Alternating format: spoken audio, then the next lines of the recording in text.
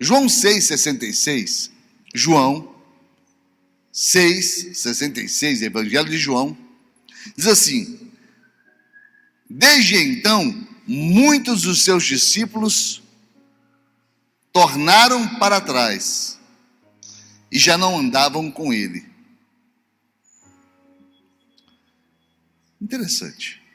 Desde então, muitos dos seus discípulos já não andavam com ele, tornaram para trás, desistiram. Quando a gente fala em discípulos, nós não fechamos o número em 12. Quando a gente fala de apóstolos, nós fechamos o número em 12. Ser discípulo ou ser discipulado é o trâmite que aqueles 12 homens tiveram que suportar durante 3 anos para serem apóstolos. Jesus não escolheu apóstolos, Jesus escolheu discípulos. Parem e pensem no que eu estou falando para vocês. E ele não escolheu 12 discípulos, não, foram muitos. Mas por que a Bíblia não relata o nome dos outros? Porque eles desistiram, deixaram de ser, sucumbiram, desanimaram, desviaram. Ao longo desses 23 anos de Shalom, muita gente passou por aqui. E eu lembro quando a gente vai fazer o histórico da igreja, muitas vezes a gente olha e fala: não, essa foto não, escolhe uma outra, essa foto. E qual é o critério, pastor, que vocês utilizam para foto? Para saber quem está conosco. Eu tenho foto do nosso baterista ali, ó. Fique de pé, cara. Você esticou demais. Desse tamanhozinho assim. Né? Eu tenho foto, o Nelsinho não está aqui hoje, nós casamos o Nelsinho esses dias, eu e meu amor, em Goiânia, não foi, amor? Que felicidade, que satisfação casar o Nelsinho. Lembro do Nelsinho no colo da Sarinha. Lembro da Maria Regina, pequenininha. Tantos outros, nesses 23 anos, muitos permanecem. E esses que permanecem são lembrados. Assim é a palavra de Deus. Assim é a palavra de Deus. Porque Jesus não virá buscar crentes. Vou repetir. Jesus não virá buscar crentes. Jesus virá buscar sua igreja. E a igreja do Senhor Jesus foi formada. A que foi formada é a que será resgatada por ele. A igreja que ele deixou será a igreja que ele levará. É a igreja de discípulos, formada de discípulos de Jesus. E eu queria dar 5 características de um verdadeiro discípulo do Senhor Jesus. É claro que cada um de vocês vai avaliar aquilo que será dito e vestir o que será dito. Não é de bom senso que a gente vista quem está do lado, porque nós devemos nos vestir. Nós devemos entender que o que será dito tem que ser medido da gente com a gente mesmo. Eu não devo ser comparado a outros, eu devo ser comparado ao que eu era. Porque eu devo ter caminhado desde o que eu era para o que eu sou, porque o que eu devo ser é o meu alvo. Quem está entendendo o que eu estou dizendo, diga amém. Eu preciso ser entendido por vocês. Lá em 1 Samuel, capítulo 18, do verso 1 a 5, eu mostro algo aqui para vocês entenderem que discipulado é muito mais do que seguir passos.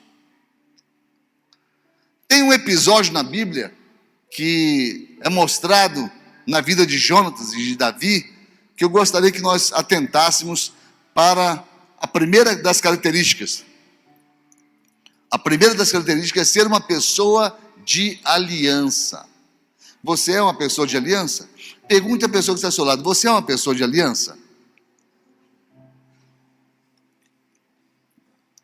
Agora faça uma pergunta diferente para ele: você acha que eu sou uma pessoa de aliança?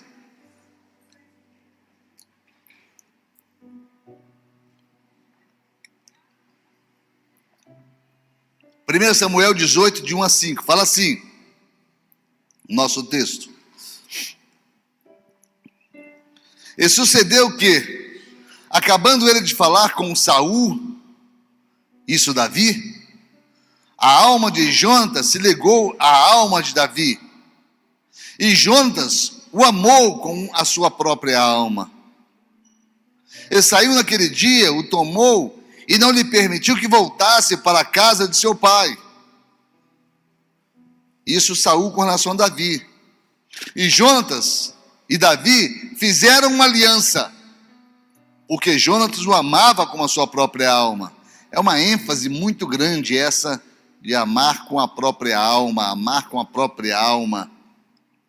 E Jonatas se despojou da capa que trazia, se desvestiu da capa que trazia sobre si, e a deu a Davi.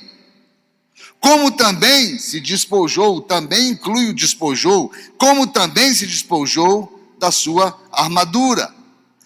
Até aquilo que não se entrega para ninguém, porque daquilo depende-se a vida de um soldado, até a sua própria espada, e o seu arco, e ainda o seu cinto, onde segura-se a espada.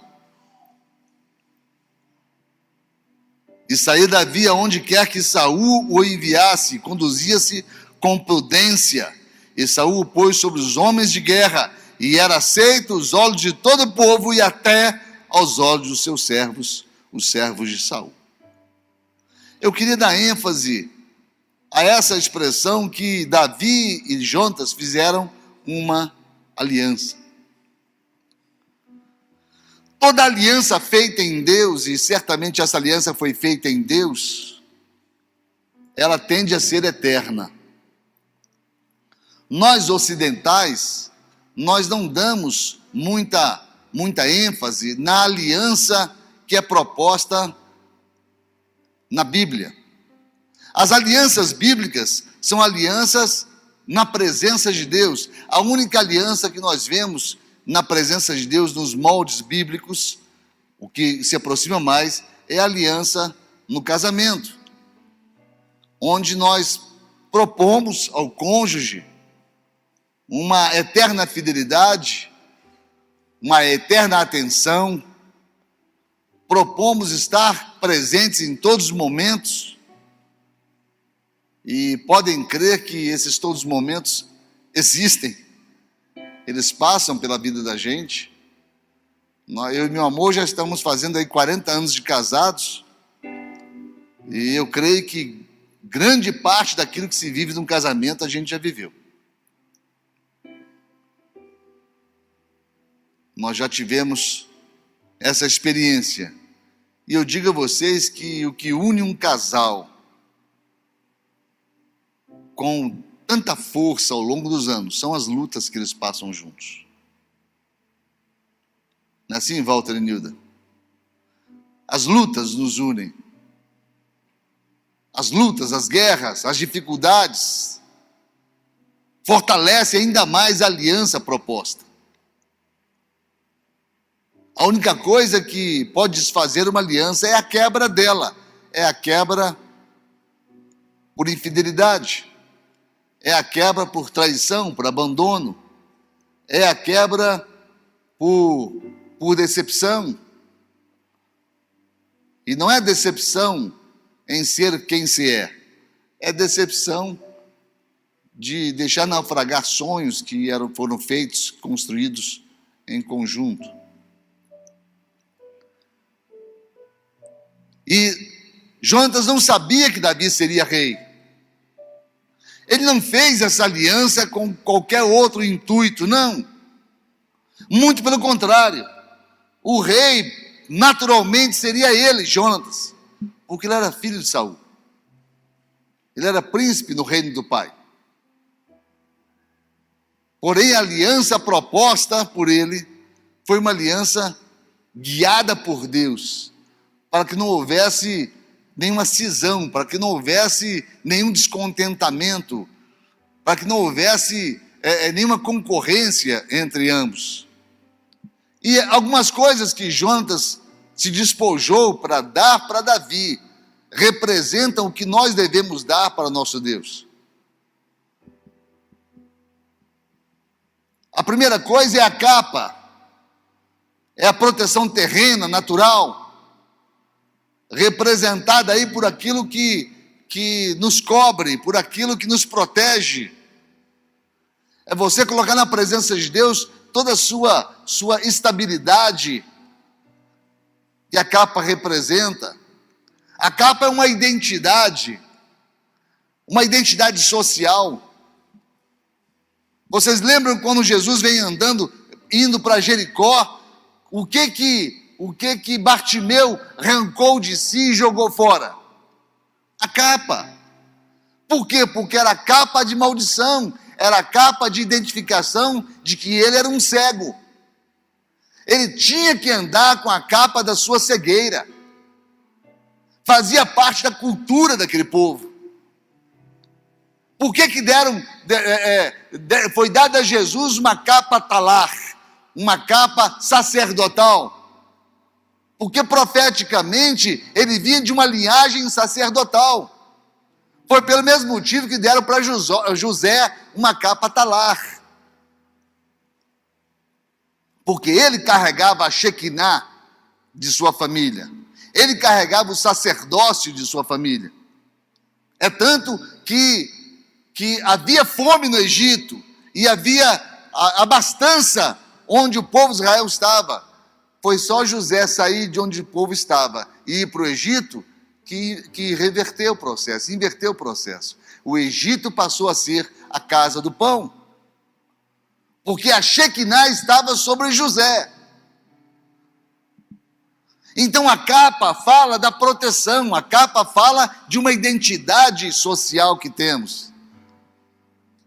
É como se hoje em dia os médicos caminhassem com uma capa branca. É como se hoje em dia os engenheiros carregassem aí uma capa de proteção contra acidentes, que o caso seria aquele capacete, alguma coisa nesse sentido. É como se os advogados carregassem aquela capa jurídica que vocês veem lá o STF usando. São projeções de entendimento nessa cultura. E o que Jonatas faz? O que Jonatas faz? Jonatas dá a sua capa para Davi. Jonatas fala assim: eu abro mão da minha identidade de principado, de príncipe do governo. Eu abro mão em favor do projeto, do propósito que Deus tem na sua vida, meu amigo. Jonatas abre mão disso, pega a capa e dá para Davi. Eu já vi ao longo da minha vida muitas pessoas dedicando a capa a Deus. Pastor José Rodrigues, lá de São Luís de Montes Belos, um médico renomado na cidade, dono de hospital, larga a sua carreira médica e abraça o campo missionário. Muito bonito isso acontecer. Aliança com Deus. O apóstolo Filomeno, falecido apóstolo Filomeno Romero, muito amado da gente, ele era superintendente da Caixa Econômica Federal. Era um homem de honra. Você chegava na Caixa Econômica Federal, era difícil chegar até o gabinete dele, da superintendência. No entanto, ele pede demissão na Caixa e vai ser pastor.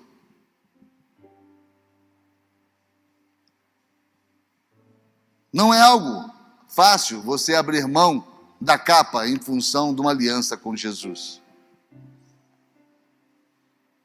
Mas existem níveis de discipulado que exigem isso. A segunda coisa que ele deu a Davi foi a sua autossuficiência, foi sua armadura, foi sua segurança. Porque a armadura, ela protege contra os ataques. Tirar a armadura e dar para Jesus a armadura é dizer: eu não temo a Covid. Eu confio minha saúde nas tuas mãos, Senhor. Eu não temo nada que venha contra a minha integridade física. Eu me despojo da minha armadura e a dou a ti. Confiar em Deus, a sua suficiência, a sua segurança. Ele deu a espada também. A espada representa a força humana, a capacidade pessoal. Será que nós temos entregue para o Senhor Deus a nossa capacidade, o nosso potencial? Porque a espada é isso, a espada representa conquista, a espada representa a força. Quando os valentes de Gideão, os 300, chegaram para enfrentar os inimigos, eles levantam a espada e dizem: pelo Senhor e por Gideão. Ou seja, pelo Senhor que é o propósito, e por Gideão a quem temos, ou com quem temos uma aliança. Será que nós temos uma aliança com Jesus? Ao ponto de dar na mão dele, entregar nas mãos dele a nossa segurança, ou o nosso instrumento de luta? Temos tido isso, queridos? Temos tido isso? Eu falei no começo a respeito. Será que nós temos tido isso? Ou será que esse campo de confiança está apenas nas ideologias? Está apenas no campo poético de cantarmos que nos entregamos a Ele? Será que nós temos vivido isso verdadeiramente? Se não temos, será que estamos dispostos a viver? Porque o que eu vejo muitas vezes é que a igreja está anestesiada. Sabe esse sentimento de que você, muitas vezes, o que você está falando não está alcançando o nível de entendimento, ou seja, não passa da intelectualidade. Eu lembro um fato que eu ouvi uma vez, alguém parado ouvindo, um jovem parado, conversando sobre Jesus, ouvindo, e o outro falando sobre Jesus para ele. Aí de repente vem a mãe de um dos jovens que estava ouvindo sobre Jesus, e ela pertencia a outra religião, ela não queria que seu filho fosse alcançado por aquele tipo de evangelho, e ela corre, pega o filho e fala: eu quero que você não dê ouvidos a isso, que você esqueça tudo que foi dito. E o jovem fala: não dá mais, mãe, já saiu daqui e veio para aqui. Será que o que nós estamos pensando aqui está vindo para cá? Está fazendo parte da nossa essência? Temos tido essa providência de deixar que a palavra de Deus desça para o nosso coração e habite sossegado no nosso coração pelo entendimento que temos na mente? A palavra de Deus tem apaziguado a sua alma, meu irmão? Você ainda dorme, ainda rolando de um lado para o outro, com medo das coisas, com medo das situações, com medo da vida financeira, com medo do desemprego? Como é que é isso na tua vida? Quando Jesus fala: por que andares preocupados com o que vestir, com o que comer? Por quê? Ele nos garante que a batalha é dele e a vitória é nossa. Mas nós temos invertido o processo, nós temos lutado inconscientemente pela falta de fé, pela falta de compreensão, pela falta de paz, pela falta de entrega, pela falta dessa cumplicidade chamada discipulado. Porque o que é o discipulado? É essa cumplicidade, é você receber tudo aquilo que é dito e que gera paz no seu coração, você deixar que isso pacifique a sua alma. Amados, os discípulos foram perseguidos, foram maltratados, e 12 deles, transformaram o mundo pelo evangelho que pregaram. Mas não usaram a espada, porque haviam entregue nas mãos de Jesus. Jonatas também entregou o arco. Arco fala de projetos futuros, fala de flechas lançadas. Todas as vezes que a Bíblia fala sobre arco, que não está utilizando o arco como instrumento de guerra, está apenas tipificando uma figura de linguagem, ela fala sobre o futuro. Entesar o arco, os filhos são como entesar o arco e lançar as flechas, e elas foram lançadas, e o destino está nas mãos de Deus. O arco fala a respeito do futuro, planos futuros. O amanhã, lá em Lucas 12, 16 a 21, fala a respeito de um homem que tinha muitas riquezas, havia produzido uma safra maravilhosa. Quem mexe com soja aí vai entender melhor. Quem é que mexe com soja? Quem é sojeiro aqui? Ok, temos um ali. Você vai entender melhor. Esse aqui pegou uma super safra. E ele para com aquela safra e fala: puxa vida, o que eu vou fazer com tanta colheita? E ele arrazoava consigo mesmo, dizendo: que farei? Não tenho onde recolher tanto fruto.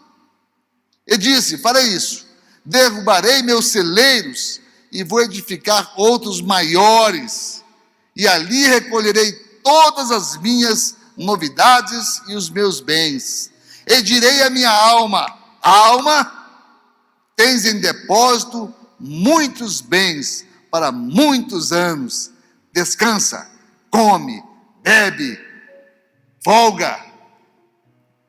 Mas Deus lhe disse: louco, esta noite te pedirão a tua alma. Esta noite você passa para a terra dos pés juntos. Imaginem só. Entregar o futuro nas mãos de Deus é você descansar. Aconteça o que acontecer.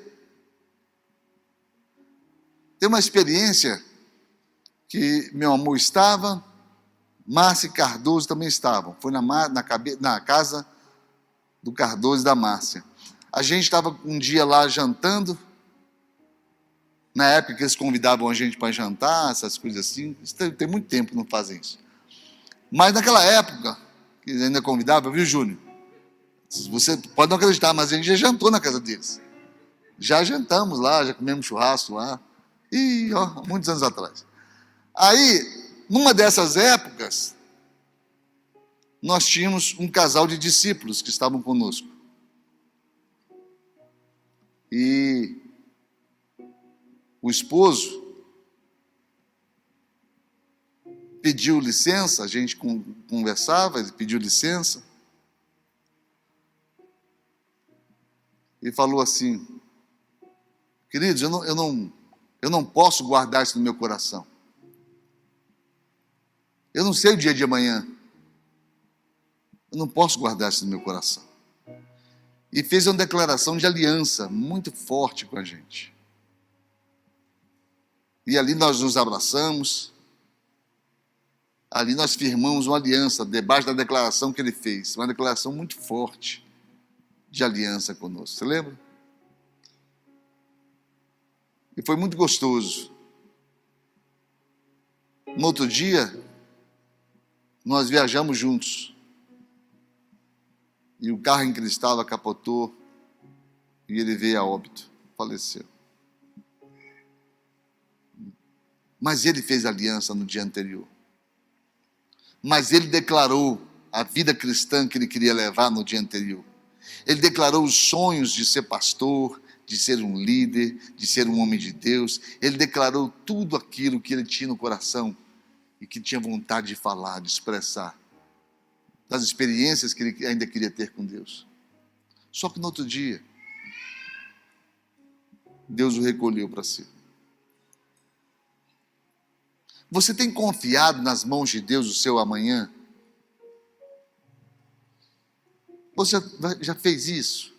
Já dormiu dizendo, Senhor, eu vou agora ficar totalmente indefeso, porque eu vou desacordar, vou dormir. Eu não sei se eu volto. Eu não sei, porque dormir não é tão difícil, acordar, você simplesmente acorda. Mas, e a sua segurança está nas mãos de quem? Sua, você está dormindo. E o mundo espiritual? E o mundo espiritual? E aquilo que rege verdadeiramente a sua existência, porque você é um espírito. Repita comigo, eu sou um espírito. Mas repita com convicção. Eu sou um espírito, possuo uma alma e moro num corpo. Tricotomia. Espírito, alma e corpo. A nossa essência é espiritual. Nós somos criados a partir de um Deus que é espírito. E convém que os seus adoradores o adorem em espírito e em verdade. A nossa essência é espiritual. Nesse mundo espiritual, quem é você? Quem é você nesse mundo espiritual? Você é aquele que depende totalmente da vida dada por Deus. Do sopro da vida dada por Deus. Esse é você. E você tem confiado nas mãos de Deus o seu arco, o seu futuro? É de suma importância que você faça isso. Aquele achava que tinha colheita, que ia viver uma vida regalada, no outro dia morreria. Ele não sabia disso. Assim como nenhum de nós sabe. E ele entrega também seu cinto, que se trata dos seus próprios interesses, se trata daquilo que dá respaldo à espada. Servia para cingir, para segurar toda a sua estrutura de soldado. Seria como a alma mesmo. Ele entrega a sua alma a Davi. Então, amados, essa aliança que falamos é o primeiro quesito. Entregando nessa aliança toda a sua estrutura emocional, toda a sua estrutura espiritual, toda a sua estrutura física, tudo nas mãos de Deus.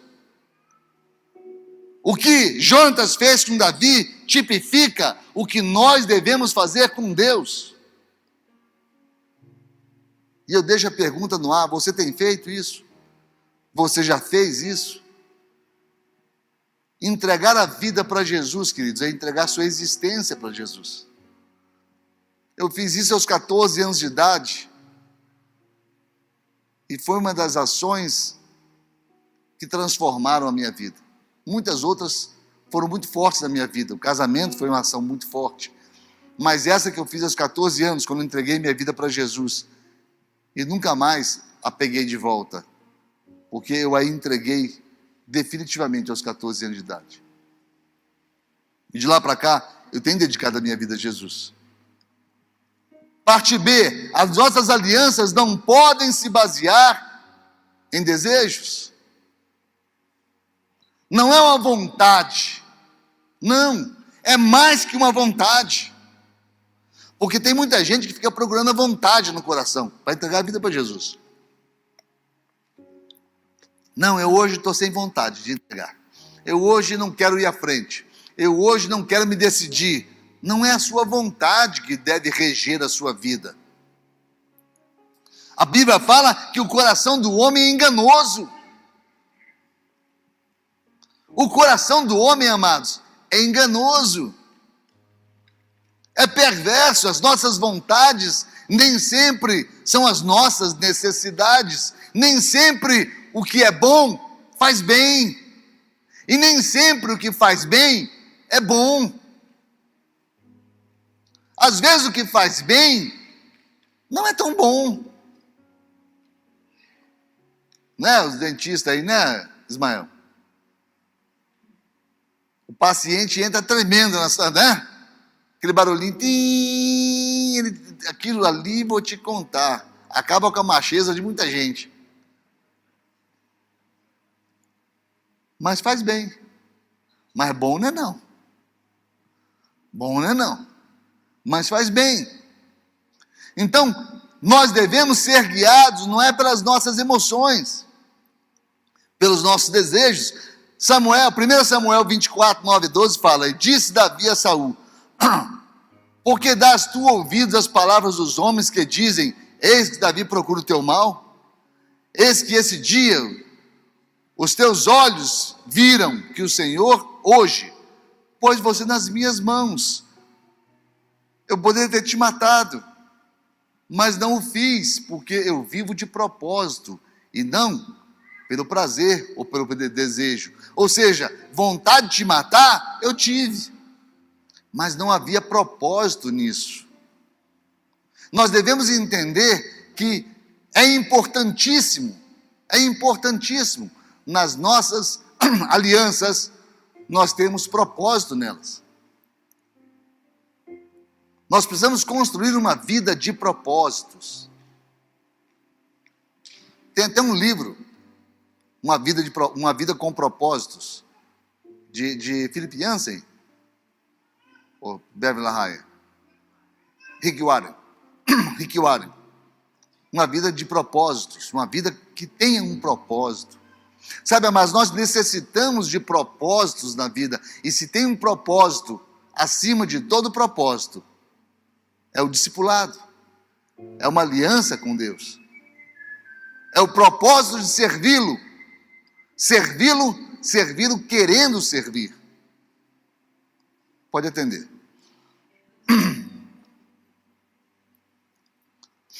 C, aliança é fruto de decisão.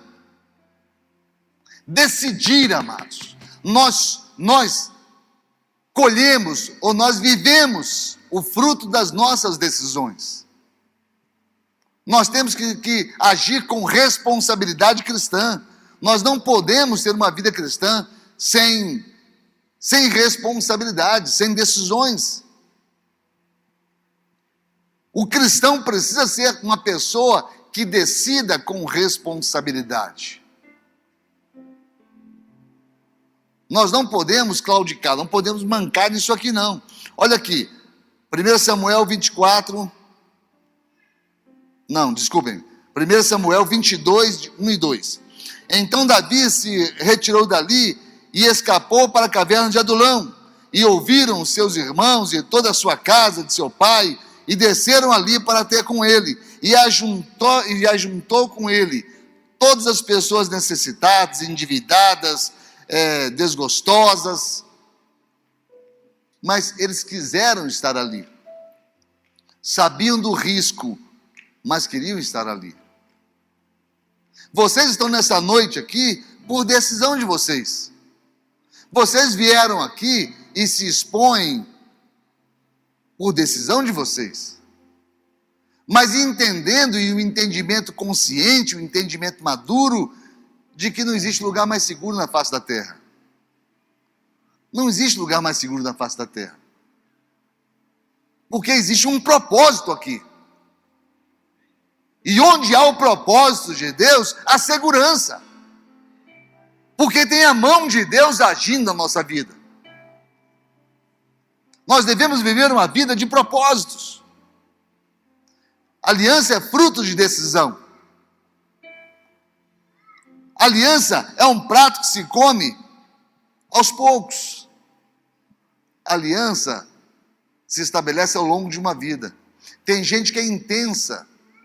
Tem gente que hoje se a vê, ela está cantando, ela está tocando, ela está glorificando a Deus. Amanhã você olha para a pessoa, está toda afastada de Jesus, está numa vida bandida, numa vida perversa. Onde está a continuidade? Onde está o equilíbrio? Onde está a perseverança de fé? Amados, nós que somos pastores, nós vemos nitidamente quando a pessoa não tem uma firmeza de convicção, quando a pessoa não tem uma aliança com Deus, quando a pessoa não é uma pessoa realmente convertida. Na primeira crise, ela titubeia. Na primeira crise, ela se afasta, se revolta contra Deus. Na primeira crise, ela sai da igreja, ela vai para uma outra igreja que seja mais condescendente com ela, que seja menos verdadeira, muitas vezes. Nós necessitamos de continuismo, continuidade, perseverança de fé. Porque o Evangelho nada mais é do que o apesar de. Porque Jesus falou assim: no mundo tereis aflições. Ele nos avisou que teríamos aflições. Mas tem de bom ânimo. Provérbios 17 fala assim: em todo tempo amo o amigo, e na angústia se faz o irmão. É importante que nós estejamos prontos para um momento de angústia, para um momento de luta. É importante. Porque é essa luta que faz com que você firme e persevere. Para aqueles que não nos conhecem há tanto tempo, eu e minha esposa já enterramos uma filha. Do coração, mas filha. Quer uma experiência mais dura do que essa? E pior que isso, nós enterramos 2 vezes. Porque tivemos que desenterrá-la para mudar de local 2 anos depois. E pegar os ossinhos dela, colocar num outro caixão e enterrar novamente. Não existe luta nessa vida mais dura que essa. Não existe. Lidar com a morte não é fácil. Já lidamos com muitas perdas. Já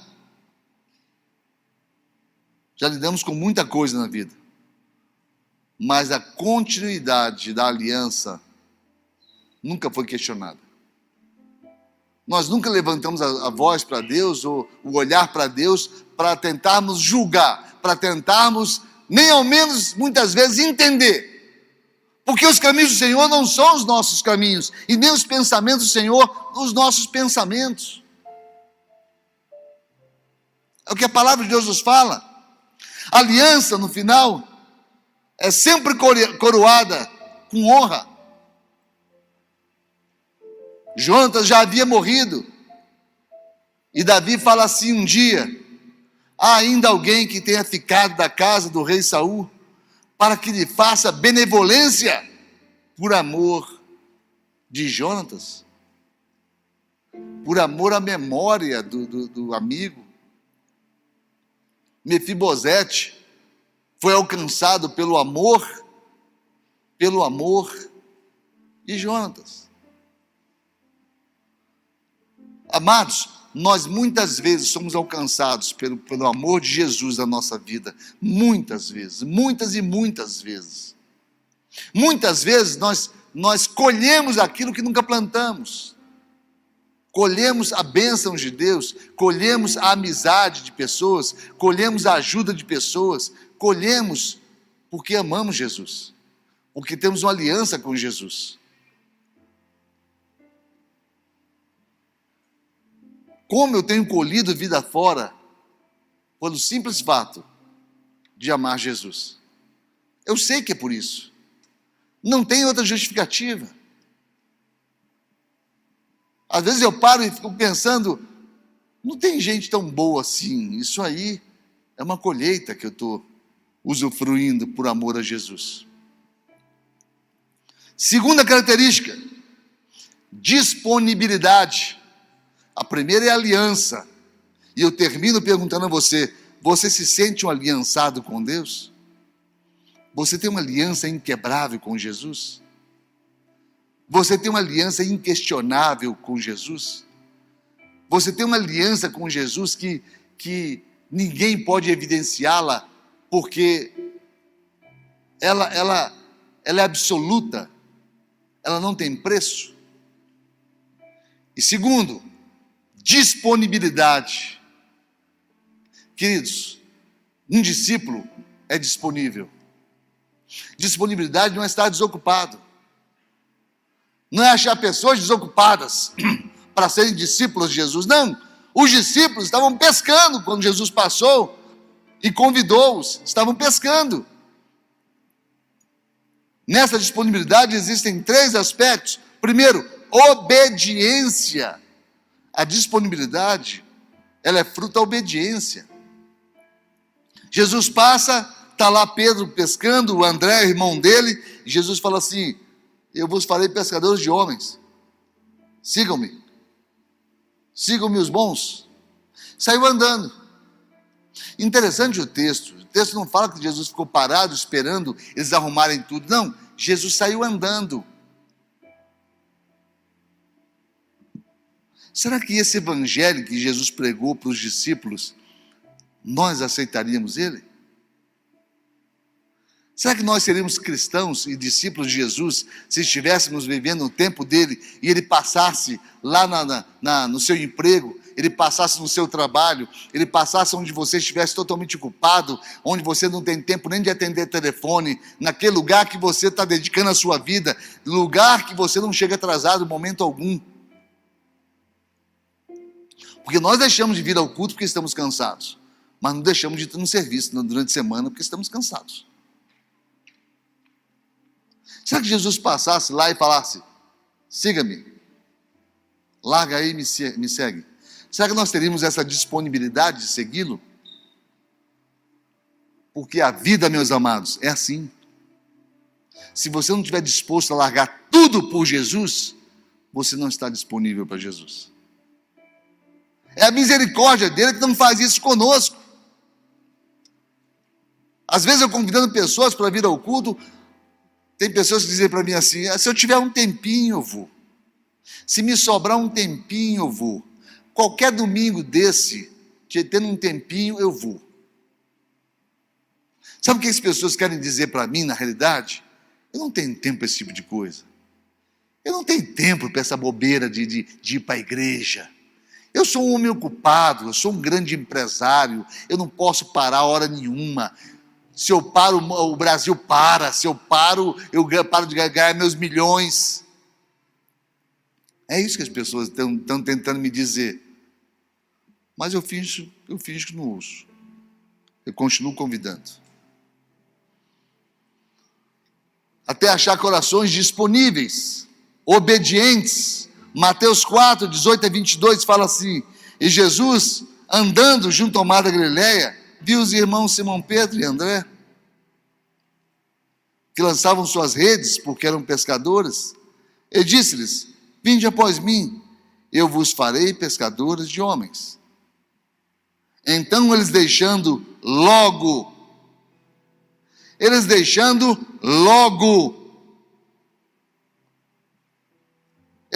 repitam, falam logo, eles deixando logo. Não é, eu vou pensar na sua proposta, eu vou pensar que talvez um dia, pensera que fora, pensera que cesse. Não, logo, imediatamente. Isso faz toda a diferença. Segundo, conhecer o propósito.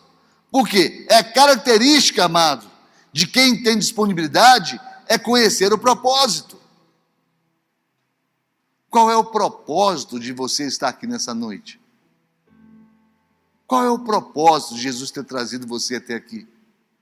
Qual é o propósito de você estar me ouvindo ao microfone? Qual é o propósito da igreja existir? Qual é o propósito disso tudo que está acontecendo aqui nessa noite? Tem que haver um propósito. Tem que haver um propósito. Enquanto preparava a palavra, eu fiquei pensando sobre esse propósito. Tem 23 anos que essa igreja existe. Já sentou aqui nessas cadeiras pessoas que nunca teriam sentado em lugar nenhum, mas sentaram aqui. Já vieram a essa igreja pessoas que nunca foram a igreja nenhuma, mas vieram aqui.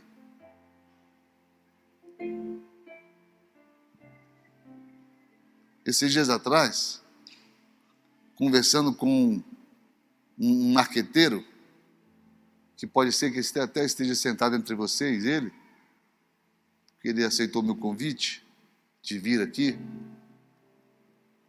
Conversando com ele, e ele riu, falou para mim assim: você fala igual um cliente meu.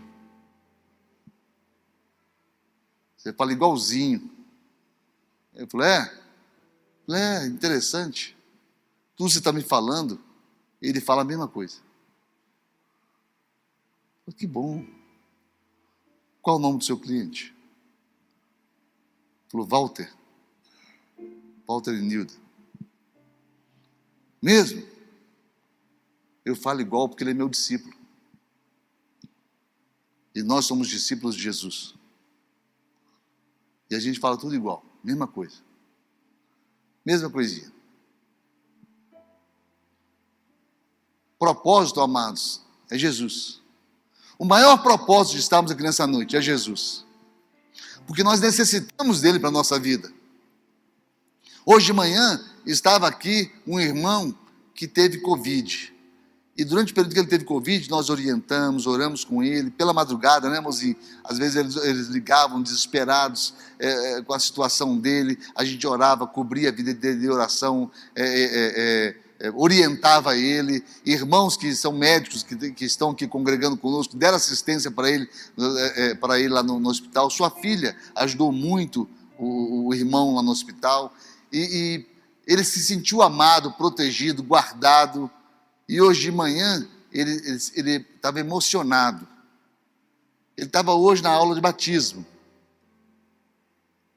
Veio de manhã e veio na aula de batismo. Jesus entrou na vida dele e fez toda a diferença. Jesus entrou na minha vida e fez toda a diferença. Gerou propósito. Jesus entrou na vida do Walter e fez toda a diferença. Gerou propósito. Jesus entrou na vida do Júnior e fez toda a diferença. Eu já fui gerente da conta do Júnior no Banco do Brasil. Ele era cliente meu lá. Eu era gerente da conta dele, mas a gente não tinha muita amizade. A gente só tinha uma certa empatia, né, Júnior? Hoje ele se tornou irmão, amigo do coração. Deus nos dá propósito, queridos. Deus nos dá propósito. Deus nos dá sentido de vida. E submissão, conhecimento de propósito e submissão. Se submeter a Jesus. Quebrar o nosso orgulho. Quebrar a nossa indiferença. Quebrar a nossa independência. Nós precisamos ser dependentes de Jesus. Aconteça o que acontecer, dependemos dele. É assim a sua vida? Se a sua vida é de independência, tome cuidado. Tome cuidado. Você precisa ser dependente de Jesus. Terceira característica de um discípulo de Jesus: ser ensinável. Ser ensinável. Ser uma pessoa que possa ser moldada. O nosso conhecimento sobre o Evangelho, queridos, ele é ínfimo, ele é pouco. Podem crer no que estou falando para vocês. Eu tenho de vida cristã, eu tenho aí 45 anos de vida cristã. Já li a Bíblia N vezes, já estudei muito. E não sei nada. Tem muito para ser aprendido. Muito para ser aprendido.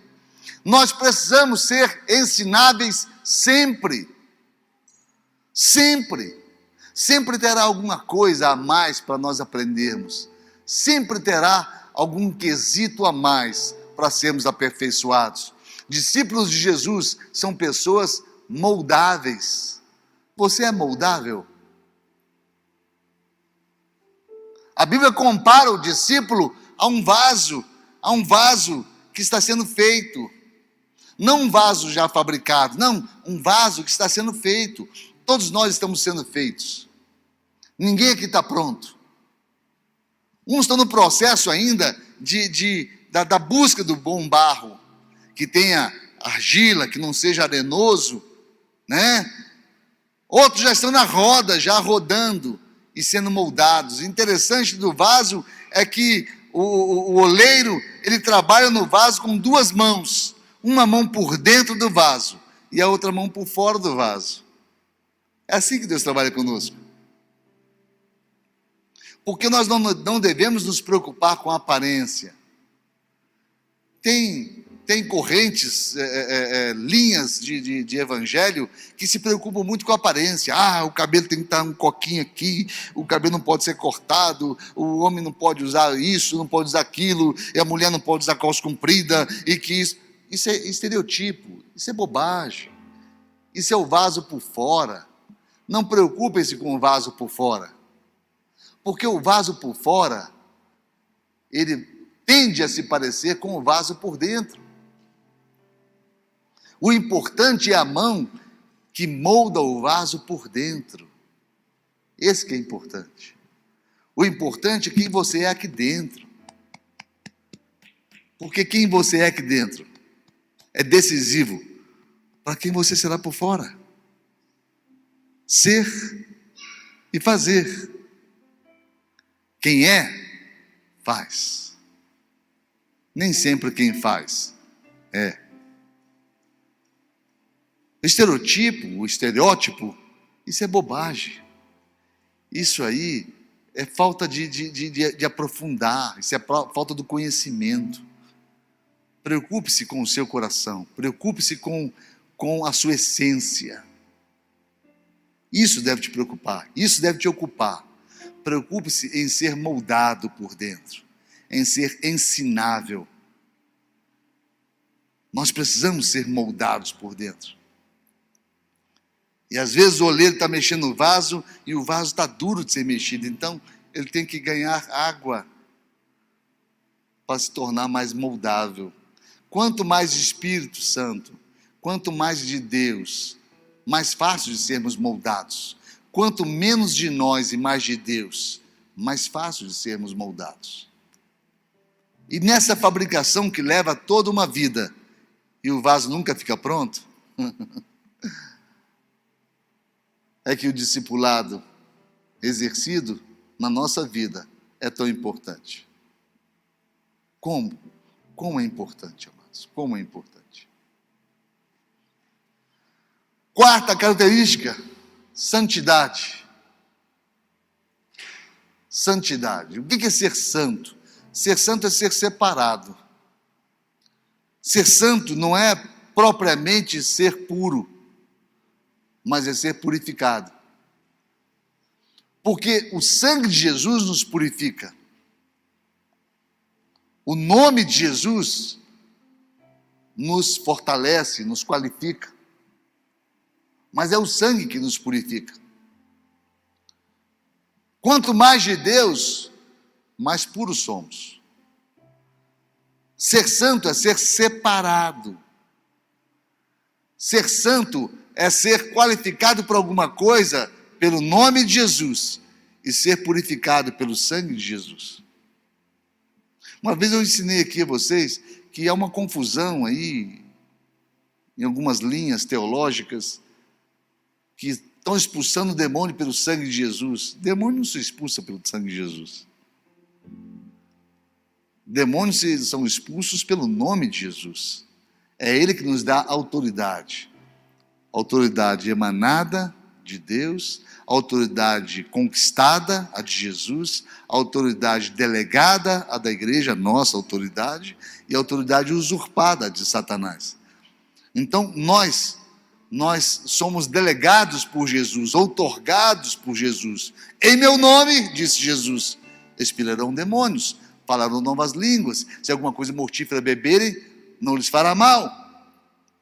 Em meu nome. Então, o nome de Jesus nos dá autoridade no mundo espiritual, mas o sangue de Jesus nos livra de sermos consumidos pelo poder de Deus. Eu tive uma experiência uns anos atrás, eu trabalhava no Banco do Brasil ainda, eu saí do banco já tem 27 anos, se não me engano. E eu trabalhava no banco ainda e a CCA Formulários. A CCA tinha, na época, automóveis, tinha motos e tinha formulários lá na Undaia. E um dia de Natal, eu fui convidado, eu era gerente da conta deles, e uma senhora, que eu esqueci o nome dela, que era da Assembleia de Deus, me convidou para pregar lá. E eu fui. Cheguei lá, todos os funcionários no pátio, todo mundo no pátio, e eu ainda em dúvida que palavra eu ia dar. Esse é um problema que eu sempre tive. Eu desenvolvo uma palavra, aí está prontinha, Deus me dá outra, eu preparo a outra também, aí está prontinha, eu preparo outra também, depois eu fico, qual delas, e fico doidinho, mas esperando o Espírito Santo de Deus dar a direção. E eu estava ali esperando o Espírito Santo de Deus dar a direção e observando as pessoas. Aí o Espírito Santo de Deus falou para mim, fala sobre o poder de Deus. E eu tinha uma palavra específica sobre o poder de Deus. E naquela época, eu tinha um chamado específico. Quem me conheceu naquela época lembra disso. E eu era muito procurado por algumas igrejas, porque Deus me usava muito na área de libertação. E eu não conheço outro caso, mas eu conheço o meu caso, minha esposa é testemunha, que até por telefone a gente já expulsou demônio. Acreditem vocês ou não, mas já expulsou um demônio por telefone.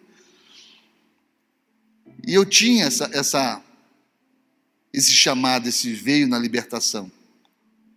E quando me foi passada a palavra, eu fui para um canto do local, tinha muita gente no local.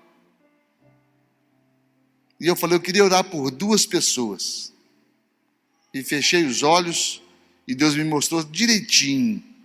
Assim como eu olho para vocês e fecho os olhos, eu continuo vendo todos vocês, e qualquer um de vocês fazendo esse exercício vão perceber que é assim que acontece, só que no âmbito espiritual eu fiz e permaneceu, e uma luz batia numa pessoa que estava assim no lado, e o mesmo foco de luz batia numa outra pessoa que estava do outro lado. Aí eu abri os olhos e falei, a senhora, para não expor pessoas, fazem muitos anos, mas não é bom expor as pessoas, veio uma diretora da CCA. Eu apontei, era ela veio. Esse fato, alguns de vocês devem ter ouvido, porque tinha muita gente no local. E a outra era uma operária que estava assim à esquerda. E eu falei, você? E ela meio sem graça, quis baixar. Eu falei, você que baixou aí. Aí ela levantou meio sem graça, de uniforme, de macacão. Era operária. E veio. Então era a diretora e a operária. E eu não sabia o que Deus queria fazer.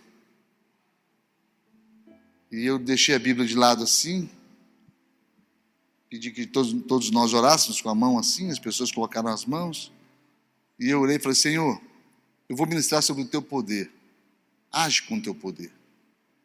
E a mão direita eu coloquei na cabeça da diretora, e a esquerda na cabeça da operária. A diretora estava de salto alto, já era alta, ficou quase que não alcançava, tinha que fazer assim. Não é que eu sou baixo não, que ela era muito alta. E a operária, mais ou menos da minha altura, eu coloquei na cabeça dela. O que aconteceu? O poder de Deus veio, ambas caíram. Só que uma caiu possessa, endemoniada, e a outra caiu cheia do Espírito Santo de Deus. O mesmo poder, a mesma expressão do poder de Deus, só que nenhuma aconteceu do poder chegar e já está ocupada a alma dela com o espírito maligno.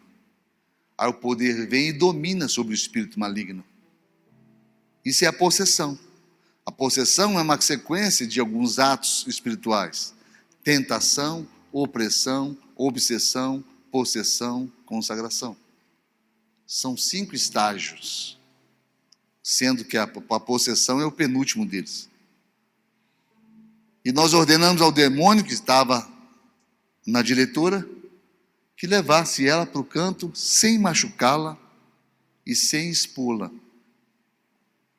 Que não houvesse exposição para denegrir a imagem dela. Só que quando caiu, o salto caiu e ela foi com um pé com salto e outro sem salto. Foi tudo. Aí foi para o canto lá. E todo mundo assustado. Não houve risos, não houve nada desse sentido. As pessoas estavam muito assustadas. Orei com a mocinha que falava em línguas. Liberei a vida dela, abençoei e fui lá expulsar o demônio. Eu estou falando isso para vocês porque são características da santidade. O que é santidade? É o mesmo poder de Deus que age. Às vezes, pessoas sem discernimento ficam cantando: fogo, Senhor, desce o teu fogo, desce o teu fogo. Peraí. O fogo, a lingueta de fogo que apareceu quando os discípulos estavam em Pentecoste, é a manifestação do poder de Deus, ou a vinda do Espírito Santo de Deus. Só que se ele vier sobre uma pessoa que esteja a serviço de Satanás, ele será fogo consumidor. Se ele vier sobre uma pessoa que está aberta para a ação do Espírito Santo de Deus, será fogo que vai purificar, vai santificar. Tem que haver o discernimento, porque santidade é processo de limpeza. Mateus capítulo 21, a partir do verso 12, Jesus entra no templo e começa a expulsar ali cambistas, as cadeiras que vendiam pombas, as pessoas estavam totalmente fora do princípio dele, para purificar o templo. Depois que ele expulsou todos, ele falou: a minha casa será chamada casa de oração. Nós somos a casa de Deus, e não covil de salteadores.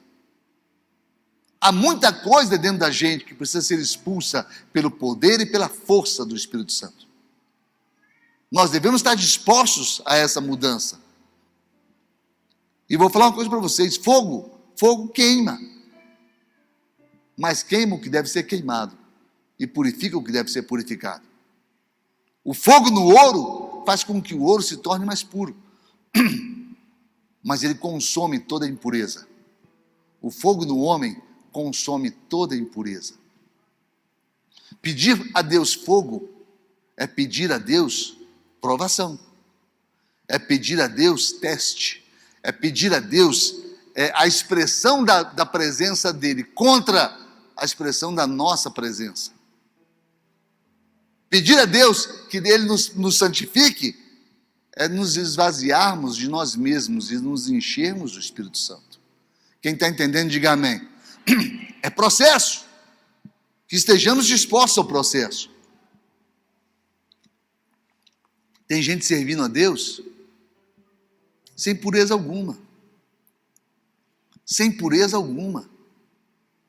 Logo, não são discípulos. Os discípulos estão dispostos, estão sujeitos e são afins à santidade. A pureza. Os processos de pureza têm que acontecer na vida do cristão.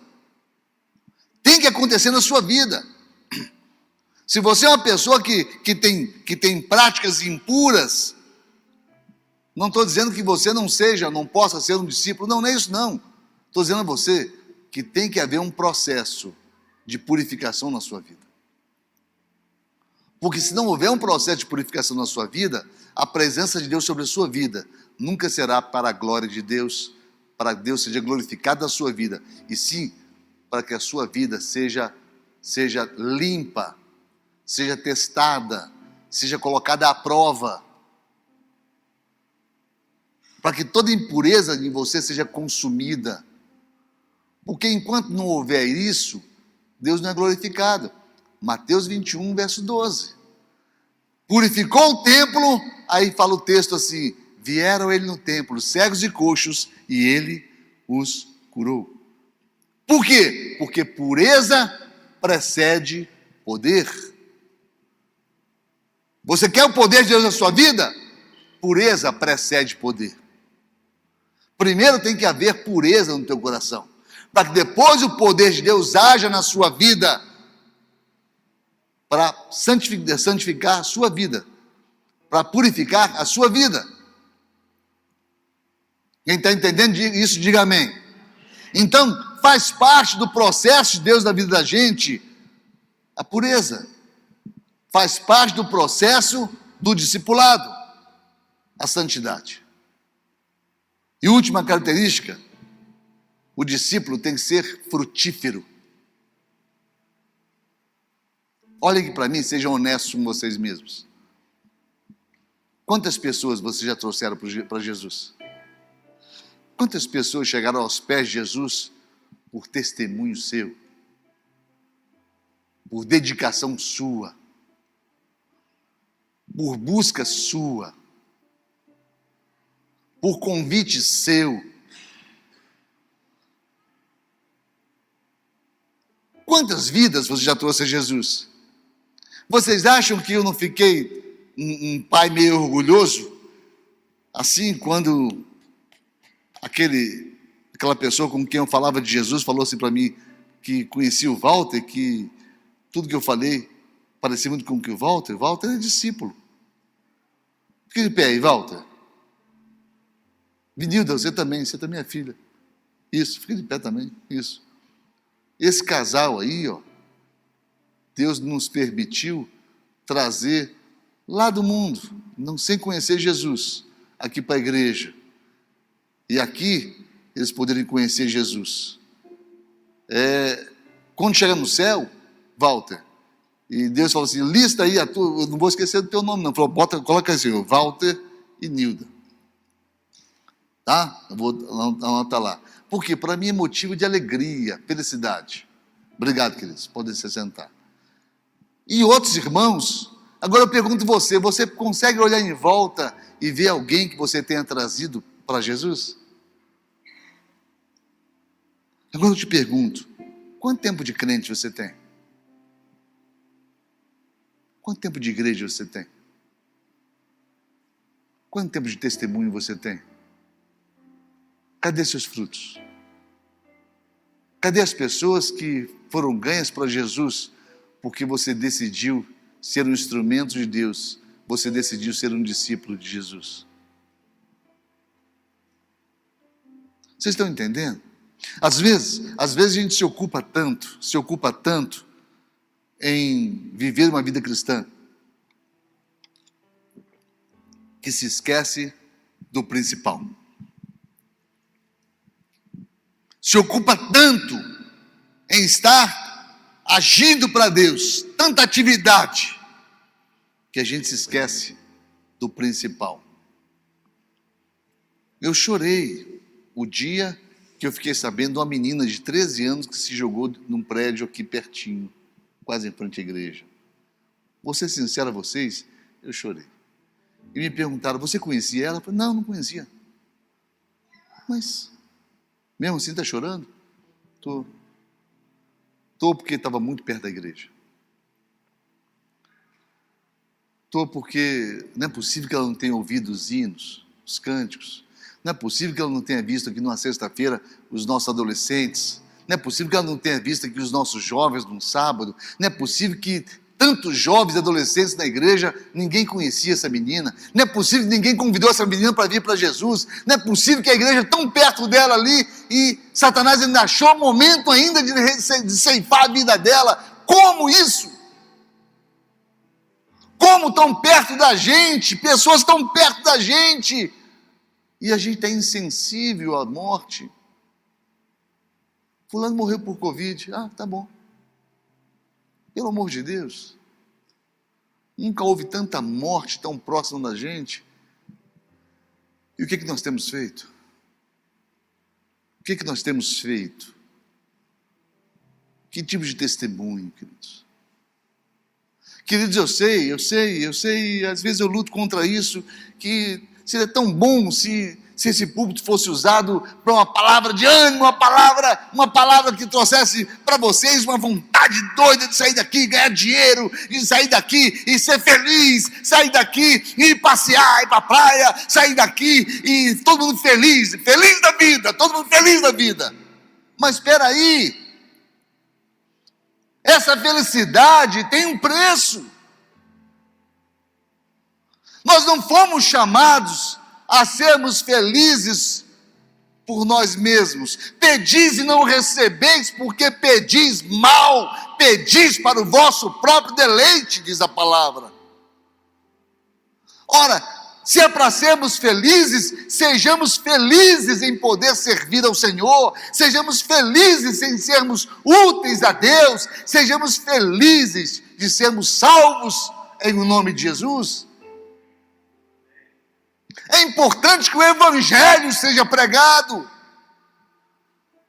E isso que eu estou falando para vocês é Evangelho. Evangelho. É palavra de Deus. Gostaria, queridos, de ter uma palavra aqui para todo mundo sair daqui rindo, satisfeito da vida. Gostaria. Mas o Espírito Santo de Deus está nos acordando para dias em que nós necessitamos nos achar na identidade de Deus. Nós precisamos disso. Nós precisamos da essência, queridos. Nós precisamos nos encontrar na essência de Deus. Porque passamos dias em que esse mundo necessita do verdadeiro Evangelho. Em nome de Jesus. Vamos ficar de pé? Aleluia, Jesus. Eu te convido a fechar seus olhos.